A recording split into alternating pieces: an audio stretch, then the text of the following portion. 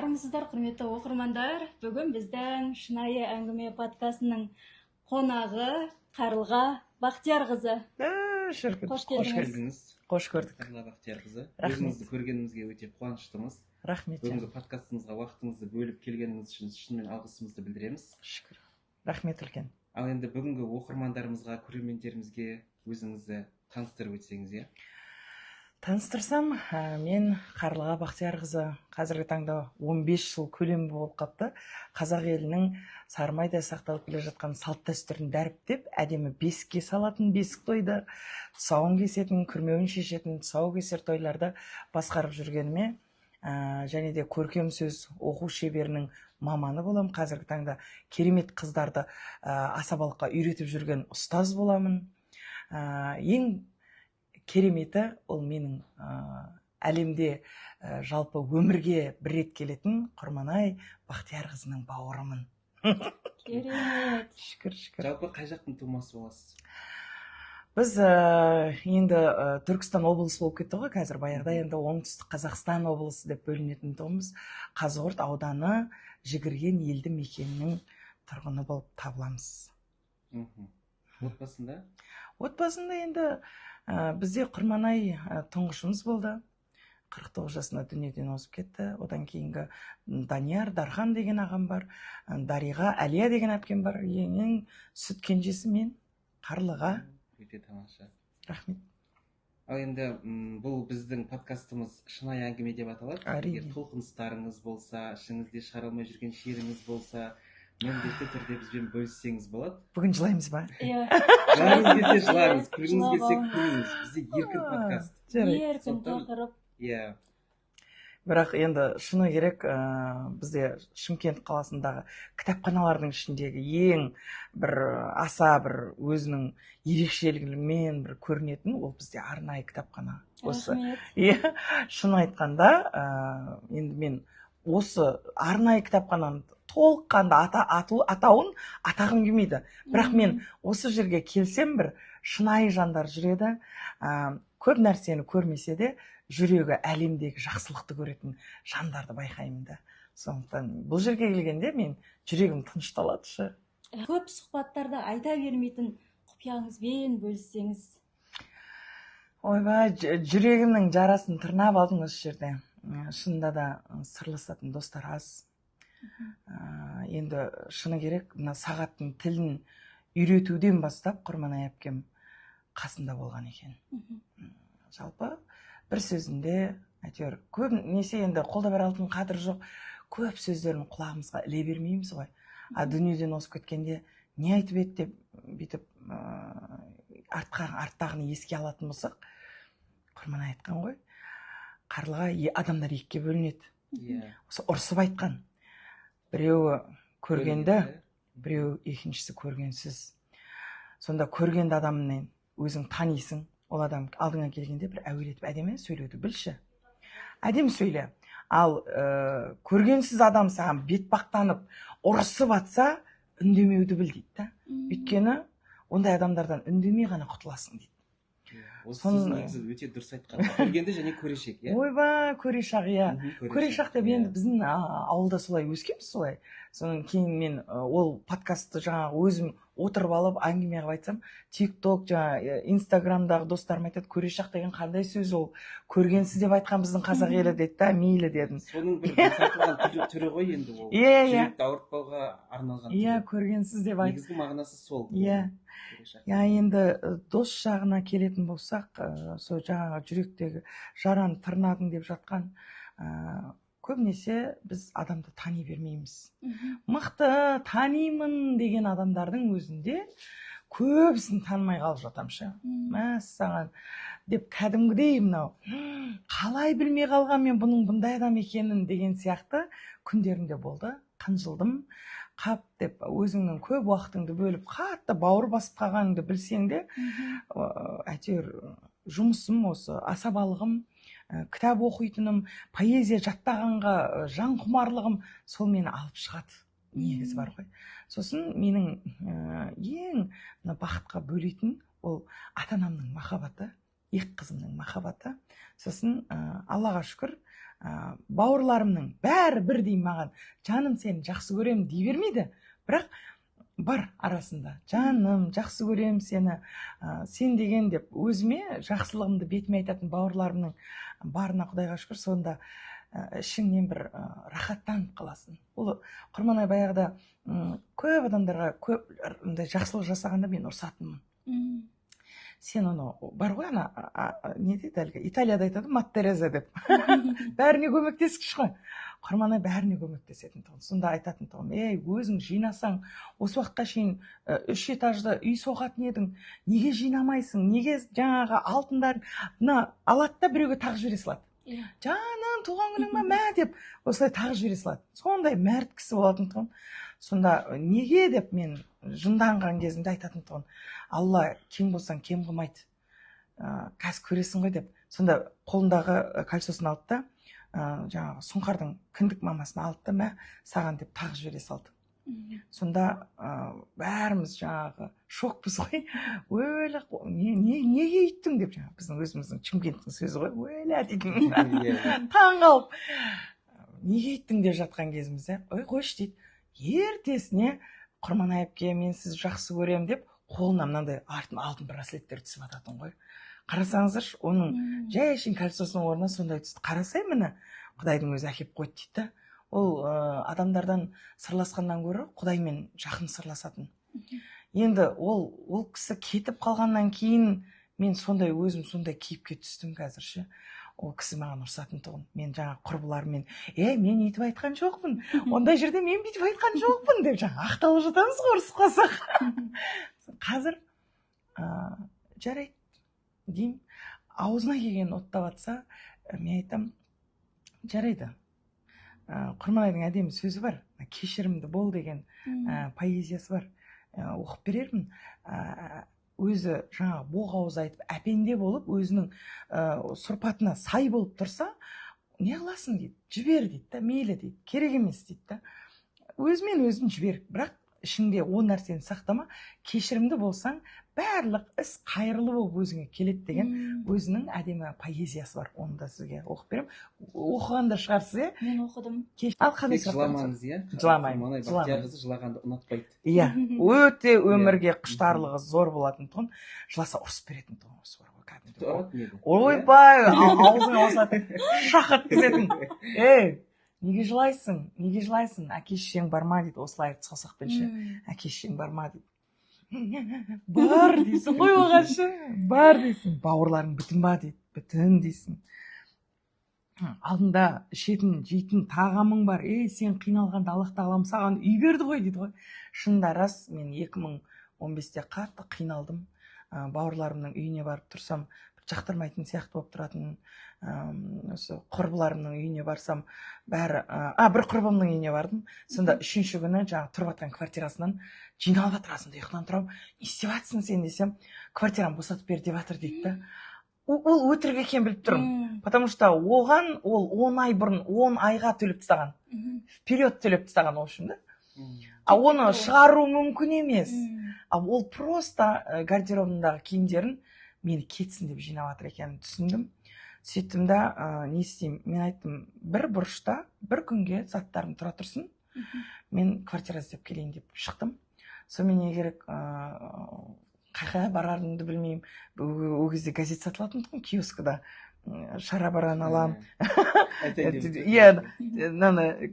дейді әлгі? Крыша кезет деген нәрсе жоқ ол кезде. Енді телефондар дамып жатқан кез. Сонда қарайым, крыша кезетті, қарайым. Оған жаңағы бүйтіп звондап шығам, әрқайсысына ойбай. Сөйтіп квартира таппадым, не керек. Түнгі сағат 12 болды, қарным ашты. Сөйтіп не керек, Абай паркіне бардым. Енді ол кезде сол орталықтағы парктердің көбісі жоқ, қазір бізге сквер, Арбат деген көбейіп кетті ғой. Бірақ сол Абай паркке барып, жаңа бір пакет қолымда киімім бар, ауыстырып жүретін. Сол паркте скамейкада ұйықтағаным бар. Сонда шиқ деп жаңағы таң атып отыр. Сол таң атқанда тұрдым да өзім. Аллахым, үй берші маған. Мен квартира сұраған жоқпын, анандай съемочный квартирасы. Квартира өзімнің үйімді берші маған деп сұрадым. сонымен не керек, мен еңбектеніп 1.750.000 теңге бір квартирада жинаған ақшамды енді мен тоқыма тоқимын, көйлек тігемін, дизайнермін, одан бөлек та той басқарып келем, ән айтып келем. Сонда 1.750.000 теңгені әр тойға барғанда 20.000, 30.000, 20.000, 30.000, 10.000-нан жинап, сол ақшаны жинаған кезде үйге ұрлап кетеді ғой. Сол кезде ашынып жыладым. 2 апта орнымнан тұрамай қалдым.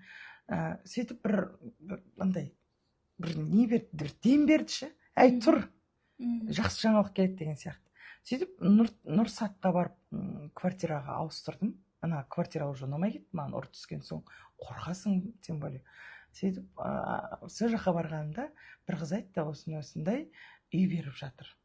Айлығың 100.000-нан асатын болса, айына 65.000 теңге төлеп, жаңағы алдын ала жарнамасын төлемей-ақ, первоначальный взнос дейді ғой, сондайын төлемей-ақ 20 жылға шашып беріп жатыр дейді. Алып ұшып барам, таңғы сағат 6-та барсам, 200 бір нәрсесінші болып очередке тұрамын ғой. Енді түнде тұрып алғанда адамдарша, почти тегін үй ғой ол деген. Сөйтіп сол жерге тұрдым, где-то таңертеңнен бастап, түскі бір 2-3-4-ге таман кірдім ғой, өзім очередімменше. Алып ұшып, тамақ жемегем, қарным аш, үзіліп барған кезінде бір жігіт әлі есімнен кетпейді. Әпкес, мысалға руыңыз қандай деп бір әңгіме болып отыр екен өздерінің арасында. Сонда айтады, руым жайдақ деймін. Ой, бірмай, жайдақ па? Мен де жайдақпын деп жаңа.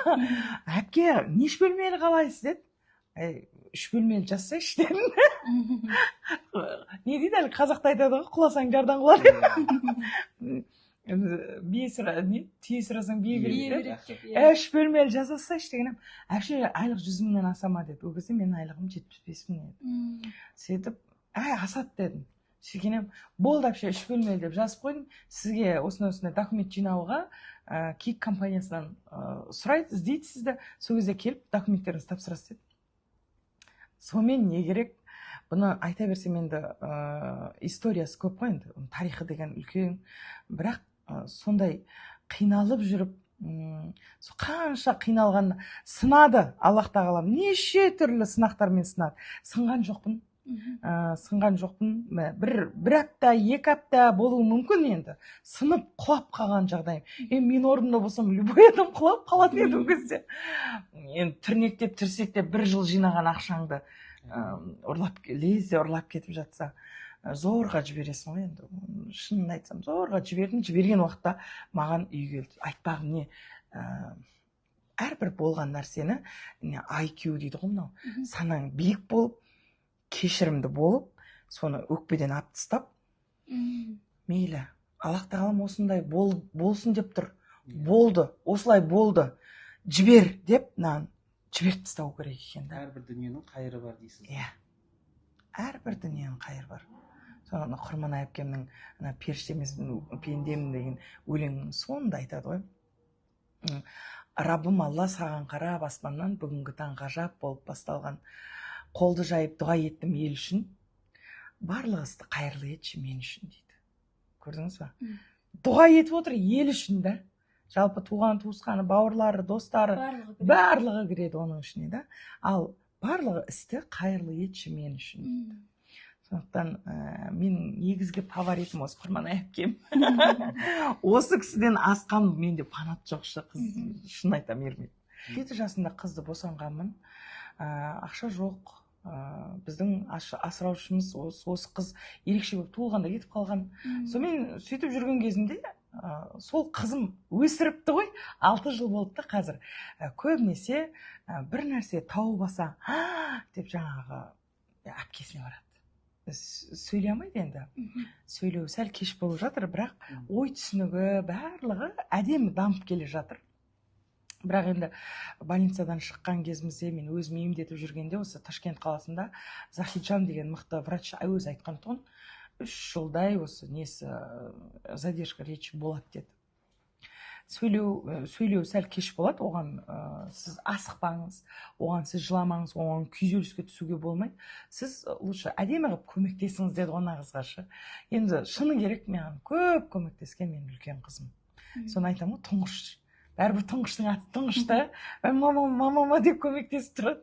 Сондықтан ойлаймын, Құрманайда ата-анасына көмектесемін деп, бізді өсіремін деп, сөйтіп сондай даналығы, саналығы үлкен болып туылды-ау.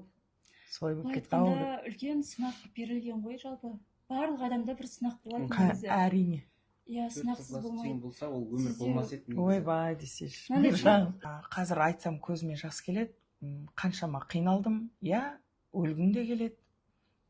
Кішкентай қызыңа қарап, ол кішкентай қызым менің әлі сондай бір тымақтың ішінде жатқан кішкентай, таңертеңгісін осы айнаны ұстап алып, өліп қалды ма, өліп қалмады ма деп тексерген күндеріміз де болды. Сыртқа сонда анам да қарасты ғой маған. Сыртқа шығатын. Мам, қазір мен студияға барып келейін. Менің сылтауым студия болды. Студияға барып келейін деймін де кетемін. Машинама мінемін. Шымкенттің бір бұрышына барып айғайлап жылап келемін. Менің қазір жылап жатқаным, мен қазір қиналып жүрген жоқпын. Мен сол кездерден қалай өтіп кеттім. Содан жылаймын. Қандай шоқ бастым, қандай отқа өртендім да, бірақ өттім содан. Өткінші, бүкіл нәрсе өткінші. Сондықтан бұл өмірде өткінші, уақытта өткінші. Адам да мәңгі емес. Адам да мәңгі емес. Сондықтан әр қайсының өзінің мүмкіндігінше көзі көретін жандар әлемді көрсін.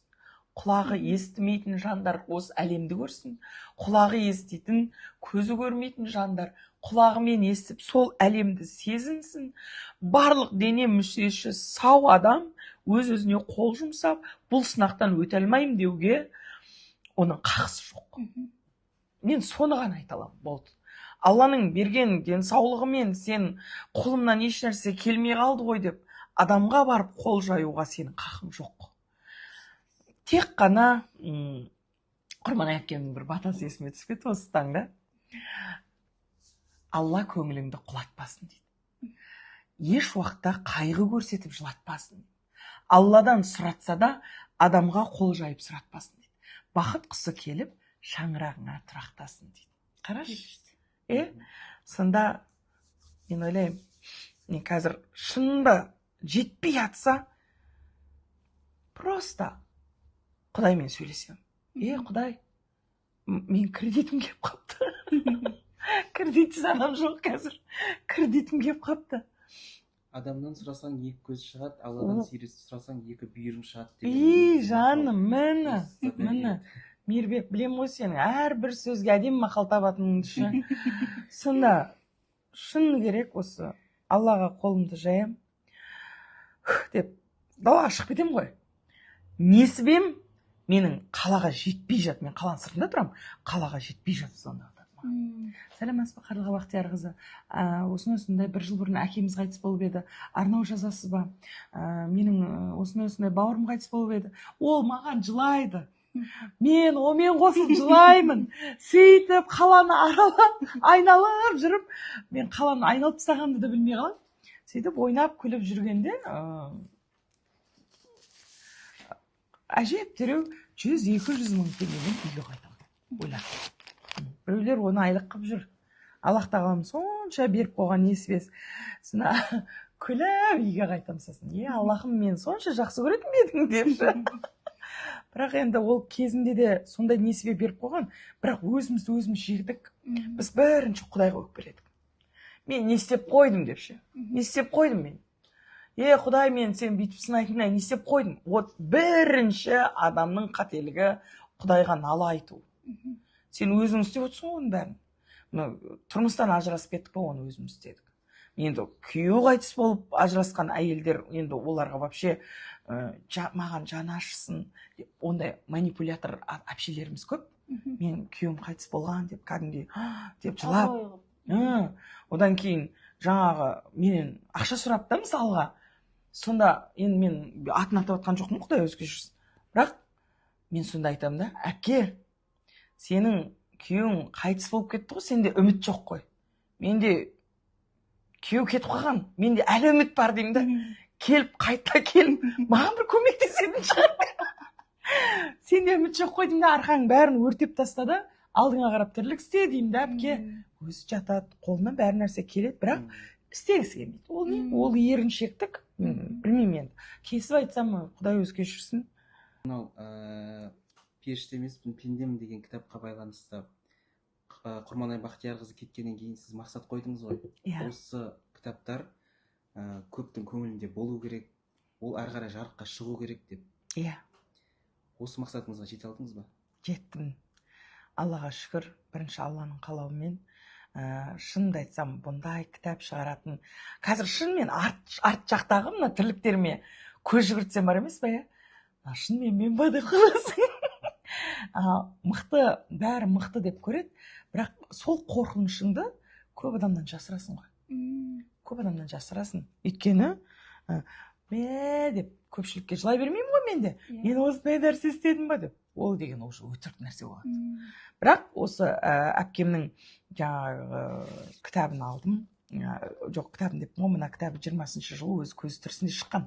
Құрманайдың құнды сөздер деген 2020 жыл пандемия болып отса да, әйтеуір жан жаққа почтамен жіберіп осыны сатқан болатынбыз. Енді 2020-дан бастап 24-ке дейін жазған жазбаларын көбінесе біз Инстаграмнан алдық. Өйткені Құрманай әпкем Инстаграмды өте қатты жақсы көретін тұғын.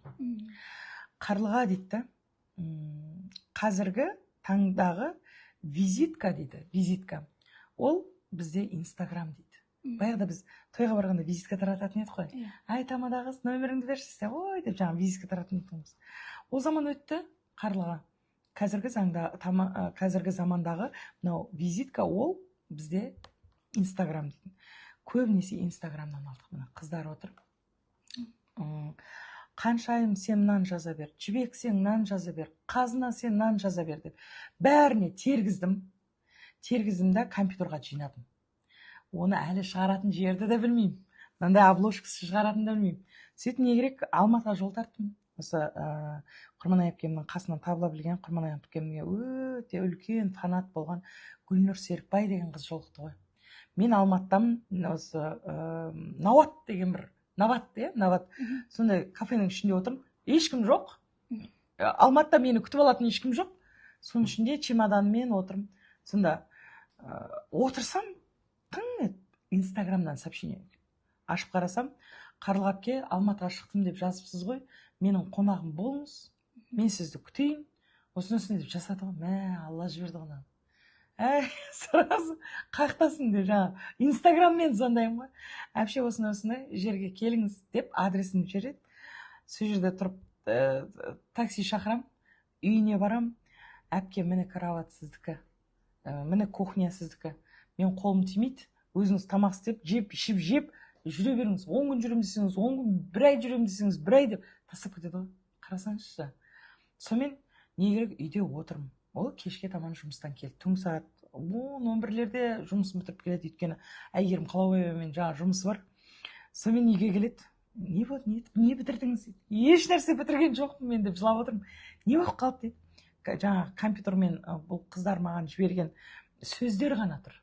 Мынаның ішкі дизайнын жасайтын адам керек маған, обложкасын жасайтын адам керек. Жалпы ISBN дейді ғой, мынандай штрих-код. Бұл болмаса қазір кітап шығаруға құқығым жоқ.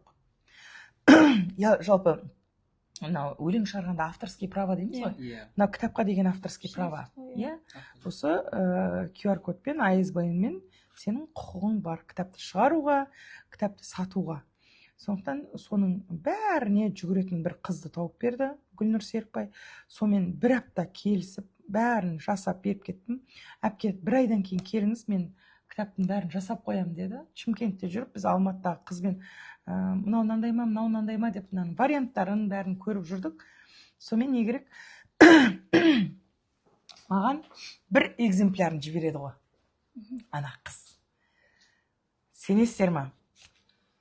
Мен ана кітапты ұстап алып сұңқылдап жыладым. Осы кітап қой енді. Сөйтіп, деп ішін ашып қойсам, ішінің бәрі аппақ. Сөйтсем ол әшейін обложкасын, осындай болады кітап деп жүріп тұрған. сөйтіп мен мынаның ішін бәрі аппақ қой десем, әпке мен сізге PDF форматта жібердім, ішін саламыз, өйткені бір мынандай қағаз басқанда 100 кітапқа бірдей басып отырады екен, олар 100 парақты басып отырады екен. Сонымен не керек, мынау обложка бөлек, ішін теру бөлек, мынандай дизайндары бөлек, қараңыз, дизайндары бөлек.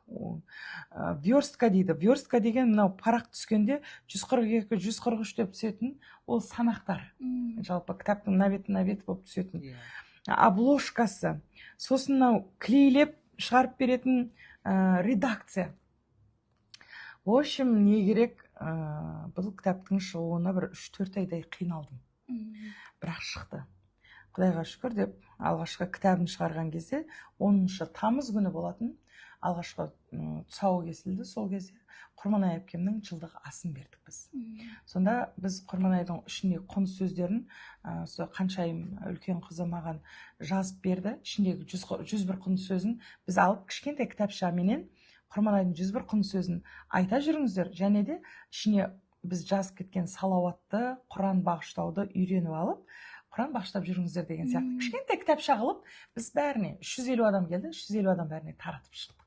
Ол енді біреулер тәсбих қойып жатады, біреулер жай намаз беріп жатады. Ол біздің идеямыз бір күшті болды. Бәрі қалталарына салып, күшті демалыс болып кетті да. Ең құнды дүние. Құнды дүние. Енді бір білгенге ол, білгенге. Мысалға, стройщиктерге бұл керек емес. Бұлай қарап тұрсаң да. Олар жан азығы, жан азығы, жан дүниесімен сөйлеспейді уже. Қатты күйзеліске түсіп кеткен соншалықты, анау кірпішті қалаймын, тез-тез бітіре қалсам, сондай. Тез-тез бітіре қалсам, қазір демалам. Болды, ол кісілердің ойы сондай. Мен айта алмаймын, бірақ бұл дүниеге келген адамдардың 100% кітапты қалайды, 100% білімді қалайды, 100% ғылымды қалайды деп.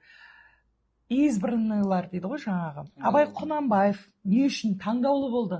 Шоқан Уәлиханов не үшін таңдаулы болды? Міржақып Дулат, Мұқағали Мақатаев, Шәкәрім Құдайбердіұлы, бәрі таңдаулы адамдар. Сондықтан мен әпкемде таңдаулы адам, негізі.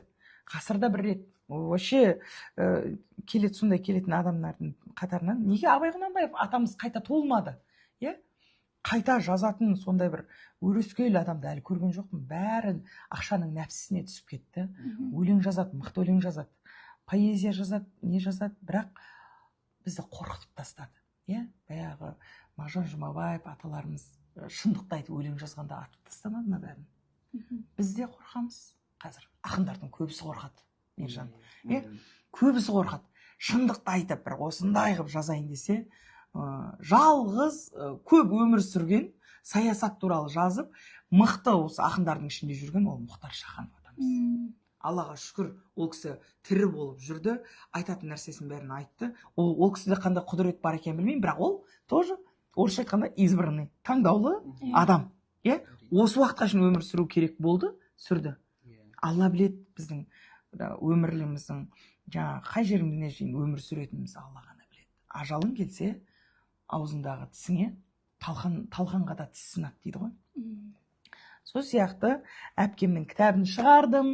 Сонымен не керек, жылдық асын өткізіп болғаннан кейін жаңағы Гүлнұр 300 кітапты алып келе жатырмыз. Басында 300 кітап шығарған ғой. Құдайға шүкір деп 300 кітапты алып келе жатырмыз. Шықты. Сөйтті да, менің үйім, Асардағы үйім, Қызғалдақ сарайынан өтеді. Кесіп өтеміз. Қызғалдақ сарайынан кесіп өтіп жатқанда, әпке, мұнда періште емеспін, пендемін атты Құрманай әпкемнің еске алу кешін өткіземіз ба дейді ғой. Иншалла деймін. Сонда өзі бүйтіп телефонға түсіріп алады да, кітапты қасына бүйткізіп қырқып қойып қояды. Енді ол кісі мықты блогер ғой. Құрманай Бақтиярқызының періште емеспін, пендемін атты 50 жасқа толуына байланысты еске алу кешін ұйымдастырмақпыз. Алла ісімізге қайыр берсін деп жазып қояды. Ананы оқып, ана денемде бар ғой, кәдімгі ток жүреді ғой. Дірррр ете қалды. Ал мен белгілеп кеткен кейін мен алып сап қоям. Сон барлық оқырманым жазды. Сізге сәттілік тілейміз. Басыңыз, біз аламыз билетті. Машалла дедім, давай келсек. 28 қазан күні 2066 адам аншлаг болды. Өздеріңіз де көрген шығарсыздар. Мен Инстаграм, ТикТок каналымда Құрманай әпкем концертінің үзіндісін салып қойғам. Әншілерімнің бәрі келсе қалды. Өздері билет алып келді. Мен енді гостиницасын жаңағы қонақ үйін бәрін реттеп қойдым. Мен қонақ жайлы халықпыз ғой енді. Жаңағы гримерныйында Құрманайдың өзінің қызы болды, қаншайым болды. Костюмдерін үтіктеп, бәрін істеп жүрген Құрманайдың сол үлкен қызы. Өте пысық. Ал маған көмектескендер осы Айжамал тәттілер, Бота тәттілер, Гүлнұр тәттілер барлығы келіп сол жерде дастархан жайып әншілерімді күтіп жатты. Оның бәрі менің емес, менің әлі атақ даңқым шарқып жатқан жоқ. Енді Құрманай әпкеге ұқсайды екенсің, ізін жалғап жатыр екенсің, молодец деп арқамнан қағып жатқан халық енді пайда болып отыр менде. Бірінші рет мен естіген кезде сізде де солай ойлап қалдық. Көбісі. Сол таң қалып жатады. Ойпырма Құрманай тіріліп келгендей болды ғой деп ше. Құрманай әпкемнің жақсылығы бәріне өткен ғой. Бәрі келді.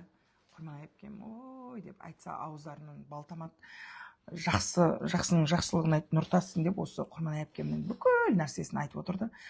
Сөйтіп жаңағы біз не дейді әлгі концертін өткізіп болғаннан кейін енді не істесем болады деп отырған кезде осы өзінің түлеп ұшқан ұясы Абай жалпы орта мектебінен директоры хабарласады.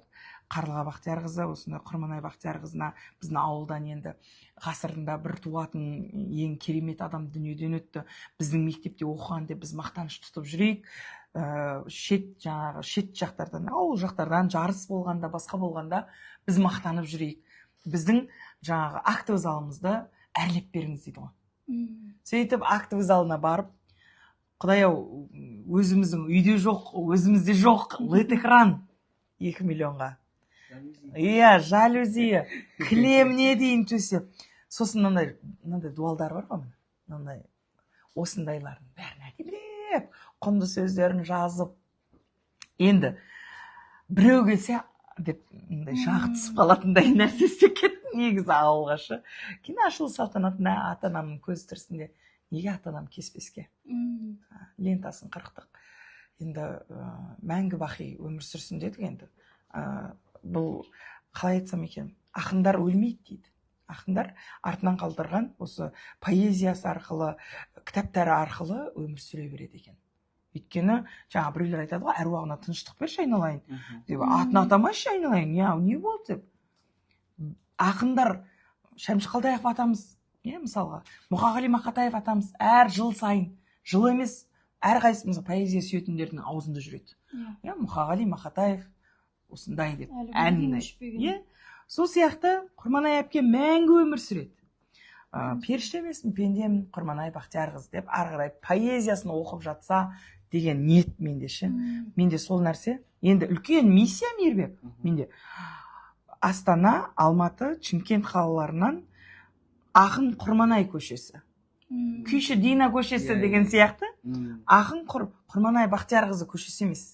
Бұл кісі ондай отчествосымен аталынатын ғалым болған жоқ. Бұл кісі ақын. Ақын ба? Ақын деп жазу керек. Сондықтан Біржан Сал көшесі деп жазады. Әйтеке би көшесі. Көрдіңіз ба? Төле би көшесі. Дұрыс па? Тауке хан көшесі. Тауке ханның бір бәлесі деп айтылған жоқ қой. Тауке хан болды көшесі. Сол сияқты ақын Құрманай көшесі деп сондай бір 3 мегаполистен көшелерін алсам, әрмен қарай осындай өзінің музейі, өзінің әрмен қарай да дәріптейді. Мен де мәңгі өмір сүрмеймін құрсын. Қашан кетіп қалатынымыз? Бүгін барымыз ертең жоқпыз ғой. Сондықтан әрмен қарай ізін жалғайтын, Құрманайға ғашық болатын адамдарды осы бастан дайындап жатырмын десем де болады. Рахмет жан. Алла разы болсын. Шығармашылық туралы айтып жатыр ғой. Менде бір не бар да. Осы көбіне әншілердің хит өлеңде, қазіргі тілмен хит қой, өлеңдер хит болады да, бірақ оны жазған авторы белгісіз болып, оны дәріптемейді. Мысалға мен кеше өлеңді оқып жатқан кезімде, кітапты оқып жатқан кезімде, Құрманай Бақтиярқызының өлеңі ма деп қалдым. Қайрат Нұртастың қаншама өлеңдері хит болған өлеңдерін Құрманай Бақтиярқыз жазған сөзін. 200-ден асатын хит жазған. Және де кімдікі бар? Нұрболат Абдуллиндікі бар. кімдікі бар тағы? Кәмшат Жолдыбаева. Одан кейін 2007 жылы толған. Әлішер Кәрімовтікі бар. Асқар Жүнісбеков, Ол әнді де авторы, бірақ жаяу. көп біле бермейді Құрманай Бақтияр қызының өлеңі екенін сөз екенін. Сол нәрсеге мен кішкене менде кикілжің болады да, неге осы әншілер айтқан кезде, ән айтқан кезінде автормен қоса айтпайды деп. Енді мынаны қараңыз. BI Group дейді да. Оны салынып атқан құрылысшылардың Аты аталмайды ғой. Дұрыс па? Мысалға қаншама құрылысшылардың еңбегі BI Group. Құрылысшыға барып құрмет жасамайды. BI Group жаңағы Бауыржан Исаев дейді ғой. BI деген жігіт, в общем, сол кісіге барып құрмет көрсетеді. Неге? Өйткені атақ даңқын шығарып жатқан құрылысшылар, олар құрылысшылар болмаса, мынау үйін істеп жатқан адам болмаса, жалғыздың шаңы шықпас дей ме? Жалғыз жүрген жаяу адамның шаңы шықпас дейді. Сол сияқты Құрманай әпкемнің ақындығын әрлей түскен, әдемі етіп халыққа паш еткен, жалпы Құрманай әпкемнің ішкі жан дүниесін рахаттандырған сол әншілер. Айта берсін. Кейін білсе біле берсін. Енді біліп жатыр ғой. Неге сөйтіп наразылық туылады да, сахнаға шыққанда баяғыда әншілеріміз бүйтіп айтатын тұғын. Сахнаның өзінің этика-эстетикасы болатын тұғын, кәдімгі журналистердік сияқты шығатын. Әні пәленшеева пәленше, сөзі пәленшеева пәленше, жақсы адамдарым қабыл алыңыздар деп музыка басталатын тұғын. Қазір Қайрат Нұртас дейдім, та-на-на-на деп басталып кетеді. Қайырлы кеш, достар! Көрдіңіз да? Ода дауыс бар. Композитор менен әншінің өзінің жаңағы үлкен еңбегін сол алып шығып жатыр. Түсініңіз ба? Сондай. Құрмет соған көрсетіліп жатыр. Жаңағы бейгруп сияқты ғой. Қалғандар кадр сыртында. Сондай. Амал жоқ, өмірдің заңдылығы сондай. Сондай. Енді көлік демекші, мынау конкурсқа тоқталайықшы.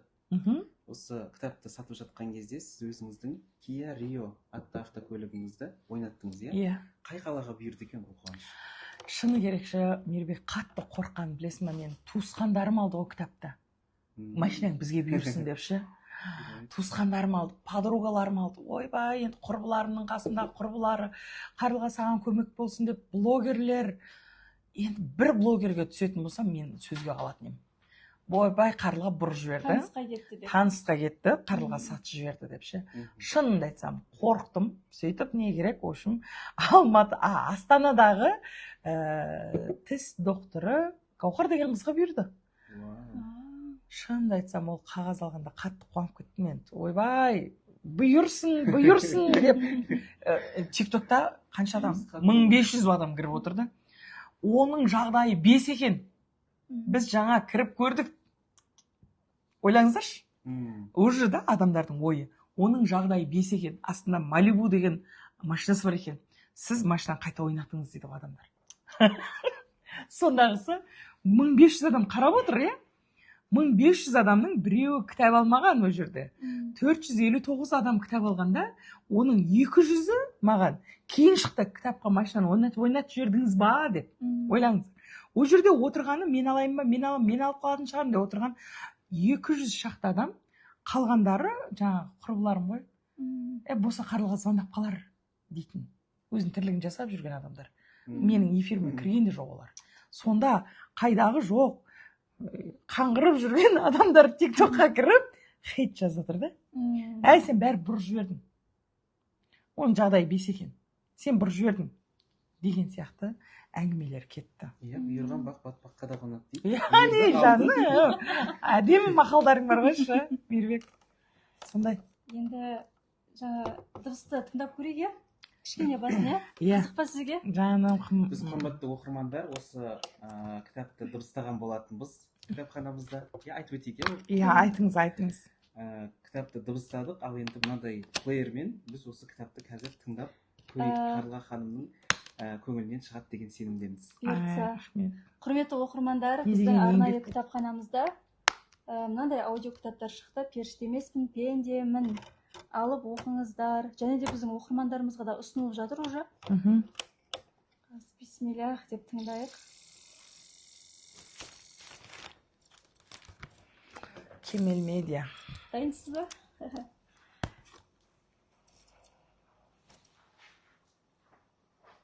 Қарлыға Бақтиярқызы, періште емеспін, пендемін.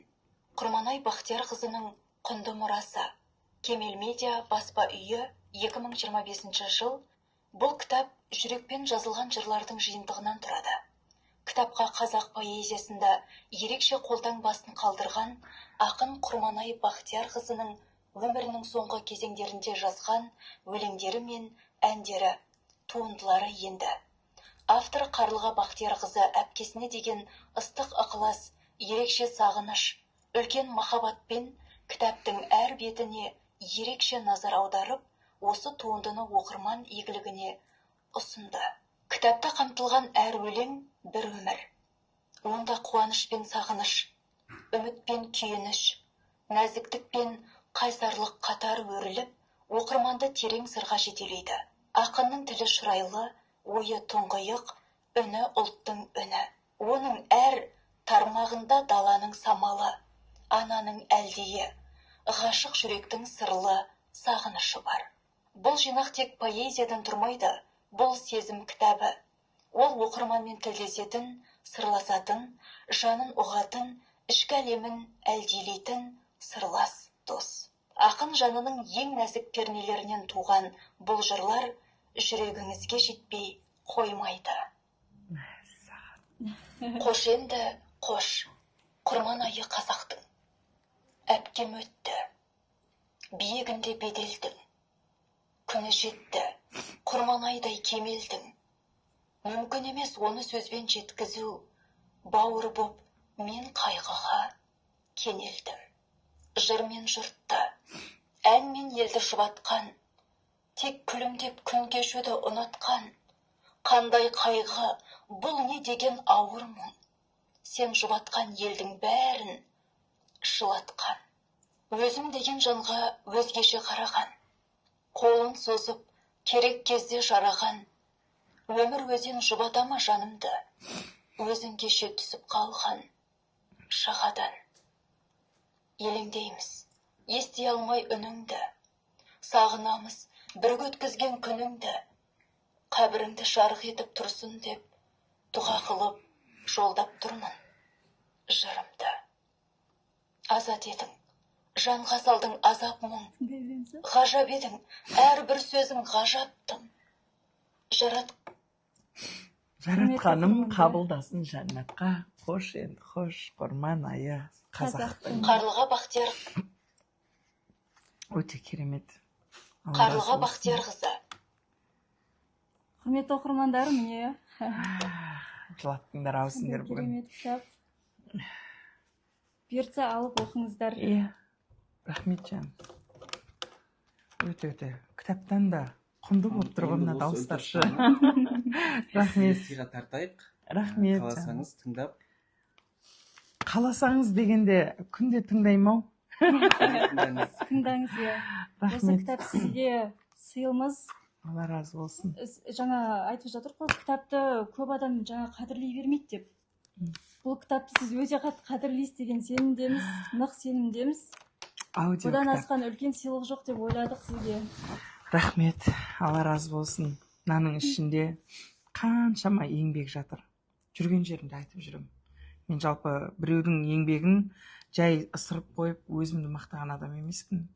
Мына жерде тіпті өзімнің атым тұрғаны емес, мына дисктің ішіндегі дауыс тебірентіп жатыр, шынымды айтсам. Яғни сол. Мынау әрбір келген, осы жерге келген жандарға сенің осы кітапты шығарған мен болсам, сенің де өзіңнің үлкен үлес қосқаныңды біл. Әрбір зағип жандар келіп тыңдаған сайын өзіңе алғыс айтатыныңды біл. Бірінші бізге емес, бірінші өзіңе рахмет айтады. Өйткені осыншама дүниені әдемі әсерлі етіп жеткізу, жаңа әншілердің тірлігі деп еді қой. Бұл жерде сен өзіңнің үлкен өрескел еңбегің бар. Үлкен Алла разы болсын. тағы да бір арманым орындалды. Енді тағы бір үлкен армандарымның бірі осы кітапты жаңағы зағип жандар қолмен сезетін қылып, жаңағы нүктеменен шығады деген. Құдай қаласа. Оған да бір кісілер сіз сияқты маған келіп жанашып шығарып жіберсе, мен енді төбем көкке жететін шығар. Да, өйстіп тарихта қаламыз, Құдай қаласа. Шынар ағашы боламыз. Шынар ағашы боламыз, Құдай қаласа. Мүмкін бұйыртса арнайы кеш жасап, оқырмандарымызбен, біздің оқырмандарымыз айта кетейік, біздің арнайы кітапханамыздың оқырмандары, ол кісілердің көздері көрмесе де, көкіректері ояу дейміз ғой, кітапқа деген құмарлықтары өте күшті. Білімге, өнерге өткенде келгенде көрген боларсыз. Ол кісілер қатты қадірлейді. Сұхбаттасқанды қатты жақсы көреді. Сұрақтары да өте керемет. Бұйыртса кездесу жасап, сол Braille кітабын, қазір уәде бермей қояйық, бірақ басшыларымызбен ақылдасып, сөйтсек болады. Құдай қаласа. Мынандай жария етсеңіздер болады, осы тек қана біздің арнайы жаңағы әлсіз көретін азаматтарымыздың арасында ғана деңіздер. Бас жүлде, бірінші орын, екінші орын, үшінші орын әрмен қарай өзінің бір кезекті көрермен көзайымы, жаңағы не дейді, құлаққа жағымды жан деген сияқты ше, сондай бір номинацияларменен кәдімгідей жарыс қылып өткізсек те болады. Сол кісілер жаңа шабыттанып ше, жаңа бірінші стадиядан өткеннен кейін екінші стадиясына мынандай деп басқа поэзиясын жаттап, сонда әр қайсысы 2-3 поэзиядан жаттайды екен. Байқауға содан байқауға біз олардың барлығында YouTube каналына, жаңағы Instagram, TikTok каналдарына да қойып, әрмен қарай бұл кісілердің де еңбегін көрсе екен деген ниет қой. Бұл кісілердің де атақ-даңқы шарқып, шіркін-ай, сендегі Мейіржан, Қарлыға Бақтиярқызының жаңа несінде жүрсің ғой. Сен ана арнайы жаңағы кітапхананың керемет Инстаграм бетінен түспейсің ғой. Болмаса кәдімгі өзіңнің TikTok каналдарың, басқа каналдарыңды өзіңнің көмекшілерің ашып беріп жатса, әдемі қылып жүргізуге болады. Олай да ақша табуға болады. Қазірше TikTokқа кіріп қалсаң, кез келген поэзияны оқып берем. Мұқағали Мақатаев жаңа бәрін жазып қоясың, тізімін жазып қояды екен, сөйтесің да отырасың. Сөйтіп сенің каспиіңе тың етіп 3000 теңге ақша түседі екен. Қасындағы көмекшің айтады, Мұқағали Мақатаевтың осында өлеңін оқып бер деп жатыр саған дейді. Бұл кісі алатта отырып оқып беріп отырады. Ол айда ақша тауып отыр адамдар да. Қазір не деген ақша табу жолдары өте көп, оңай жолдары өте көп. Соны көбісі біле бермейді. Көбісі не істеймін деп жатқан көп жандар әрекет етпейді. Қарлыға Бақтиярқызы енді біздің осы кітапхананың, осы аудио кітаптар салынатын YouTube'да әлеуметтік желіміз бар. YouTube'да арнамыз бар. Сол арнаға осы аудио кітапты салуға рұқсатыңызды бересіз бе? Әрине рұқсат. Барлық жан-жаққа беріңіздер. Павлодардағы дәл осындай кітапхана болатын болса, Астанада дәл осындай кітапхана болатын болса, бере беріңіздер. Тарата беріңіздер. Егер де мына дисктің шығуына қаражат керек дейтін болсаңыздар, оны ол жағына айта беріңіздер. Таратуға. Оған емес, бірақ жаңағы нені қолға алсақ болады, осы алдағы 3 айда, 3 ай ішінде жоспарлап байқау өткізсек, біздің оқырмандарымыз жаңа өнерге бай дедік қой. Өнерді қатты жақсы көреді, байқау дегенге қатты жүгіреді. Ал сый-сияпат мен алып берейін. Сондай спонсор болса, ұйымдастырсақ, ол кісілер қуана қазірден бастап, онда біз жарнама жасай берейік. Өлең жаттай берсін. Енді мен андай пылесос демеймін, ақшалай. Конвертке салып, өздері керек нәрсесін алсын. Сондықтан солай істейік. Міне, құрметті достар, Құрманай Бақтиярқызының нағыз сіңілісі, Қарлыға Бақтиярқызы жомарт кісі. Осы сәтте бір қошеметтеп қояды. Рахмет. Оны әлі алған жоқпын ба? Шамбылақтамай тұрыңдар деп. Ал ол кісілер лезде. Рахмет. Сіздің келгеніңізге өте қатты қуаныштымыз. Уақытты бөліп, қазіргі таңда уақыт бөлу деген өте үлкен байлық, алтыннан да бағалы уақыт. Шынын айтсам, мен қазір энергиямды таусылтып бір осы жерден шаршап кетіп бара жатқан жоқпын ше. Шынымды айтсам бір Мейірбек шымыр қайттан келгім келіп отыр. Алдыңғы сұхбат бар емес па? Шынымды айтсам андай өзіңнің бір ішкі жан дүниең тартып тұрады екен ше. Айтқан сөзің, сөйлесуің, жалпы білмеймін бар ғой, неғып жалғыз ана болып жүргеніңді ше. Шынымды айтсам мен өзім қыз болып, әйел болып өзіңе ғашықпын жаным, шынымды айтамын. Сондықтан достар, арнайы кітапханаға келіңіздер, жан дүниесін салып, шынайы эмоциясын білдіртетін бізде бұл жерде ішкі жан дүниесі өте бай, мықты жандар бар деп білем. Сондықтан Шырайлы Шымқаладағы қызыл арнайы кітапхана деп біздің шымкенттіктер айтып жатады, сырты қызыл болған соң.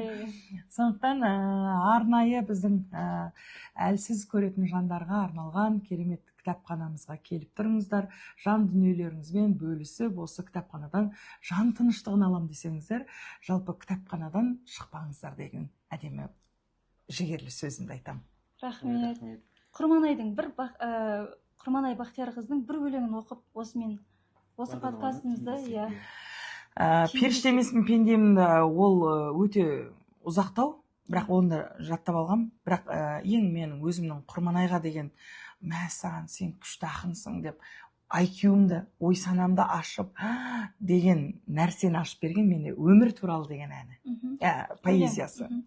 Сонда айтады, өмір деген тұншықтырған суына, мастандырған дүниенің буына, өз сөзіңді сөйлемесең ойланып, уландырған өз тіліңнің уына. Өмір сүру қиын екен пендеге, сол қиындық болып тұрар сенде де. Басты бұғып мойындасаң бұл өмір, тығар сен өз еркіңмен көргеде. Өзегі терең тамыр екен өмір деген, көп нәрсені сеземін өмір сенен, арпалысып жүргенде өмір менен жас балаша жасарар көңіл деген. Өмір деген бірде жарық, бірде түн, орнатпайды басқа күнде мұң, сол өмірден алған сенің бақтың, аман есен тірі болып жүргенің дейді. Жаным үшін. Сондықтан аман болайық, достар. Көрермендер, оқырмандар, бізбен бірге болған ақын Қарлыға Бақтиярқызы, алтындай уақытыңызды бөліп келгеніңіз үшін алғысымызды білдіреміз. Егер сіздер де бізге сұхбат бергілеріңіз келсе, хабарлассаңыздар болады. Айтпақшы достар, асаба бұл кісі жаңағыдай тойларыңызды керемет дәрежеде жүргізгілеріңіз келсе, келіңіздер. Вау, не деген реклама. Рахмет. Жақсы, сау саламатта болыңыздар. Құрметті достар, бізбен байланыста болғандарыңызға көптен көп рахмет. Келесі подкастымыздың қонағы кім болу керек, жаза кетіңіздер. Сау болыңыздар. Рахмет, Қарлыға Бақтиярқызы.